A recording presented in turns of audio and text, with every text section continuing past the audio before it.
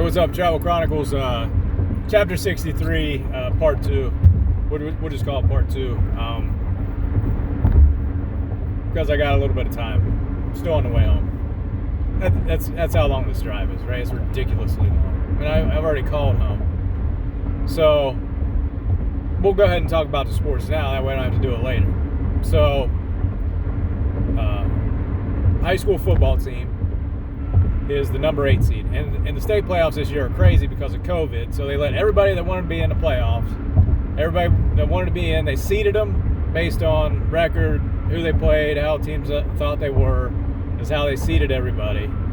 And the game on Saturday was between the number 8 and number 9 team, right? And it's a home game for Ferry. And Ferry runs the ball. Right, they got 3 backs that have probably like over 500 yards apiece, all seniors. And you got a senior quarterback, you got 2 senior wide receivers, and maybe a senior on the line somewhere, or I'm not sure. I think he's on the line somewhere, right? And then a couple juniors, but like all your skill positions are seniors, except maybe the tight end. Tight end might be a junior. Regardless, experienced class, played a lot of football, but the only thing they do is run the football, right? Last week in the first playoff game was their first touchdown pass, okay? Because they do not throw the ball, right? Oh, we don't need to. We'll just run over you, okay? Mind you, their record, like right now, after 8 weeks, is 4-4. So it's not like we're just dominating teams in the run game. We're just blowing people out. Like, we've lost 4 games now. We lost half the games. So running the football isn't like the key to our success by any means.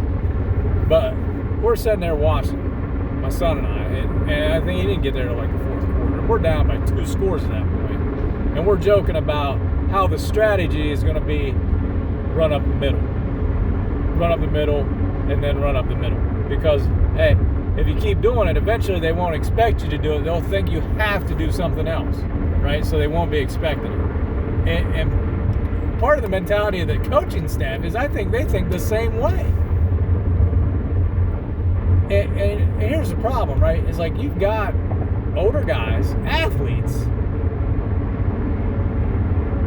Like both these wide receivers are 5'11", 6 foot, right? And the one is like shredded, like jacked, shredded. And it's like you just throw him the ball. Let him go make a play. As all he's played his whole high school career has been wide receiver. It's not like he's been moved around, play wide receiver. But we haven't thrown the ball. Like you had a quarterback last year graduate. Played quarterback for 4 years.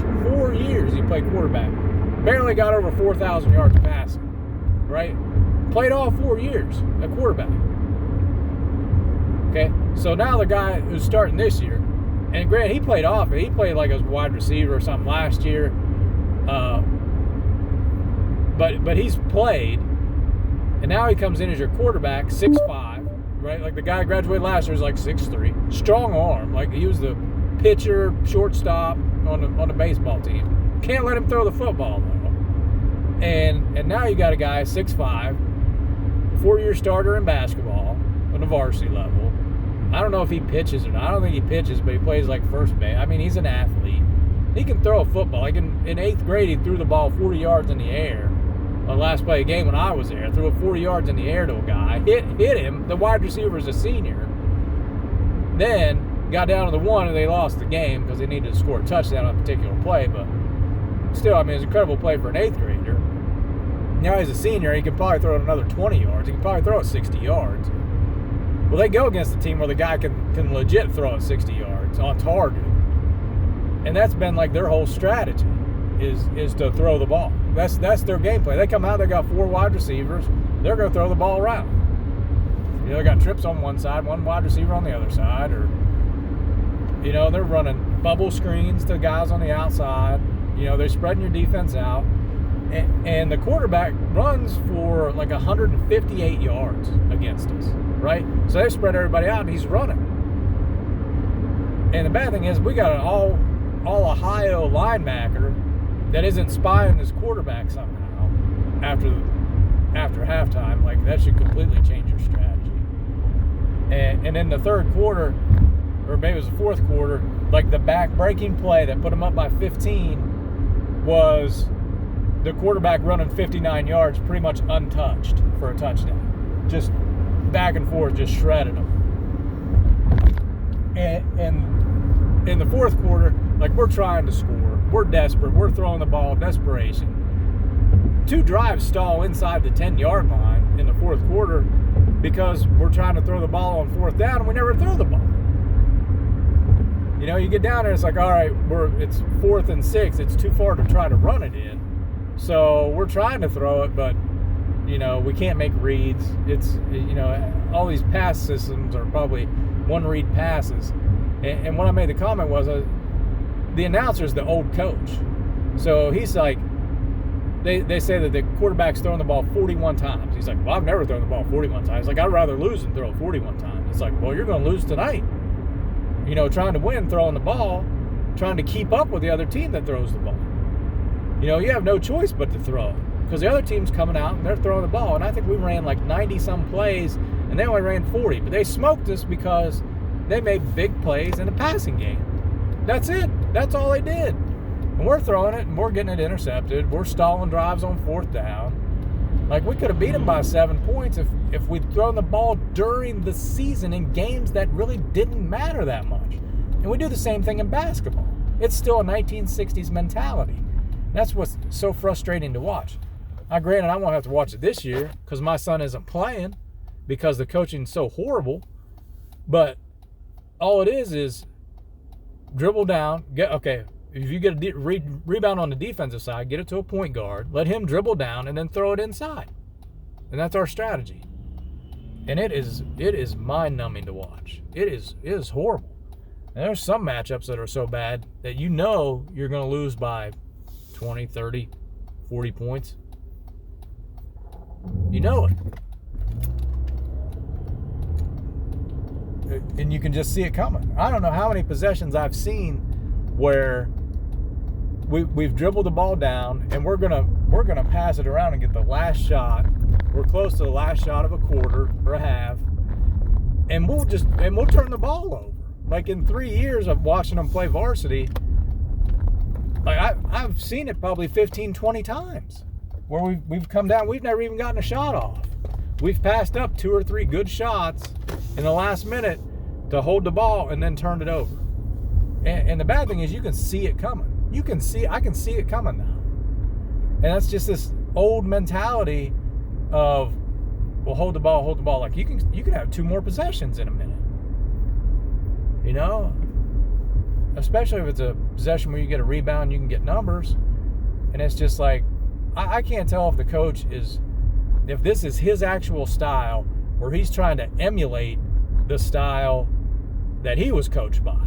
You know, it's like he's just a bad replica of the coach that they had because the coach before could at least win a district, and this guy can't even win a sectional. Like we've won 2 sectional games in 4 years, and that's coming in with like a 20-win team one season, and I think like a 16-win team. Like being the higher seed, we're like, hey, you should win the sectional, and it's like, nah, not only did we not win, but like the 2 games where we've won, we've been like the low seed.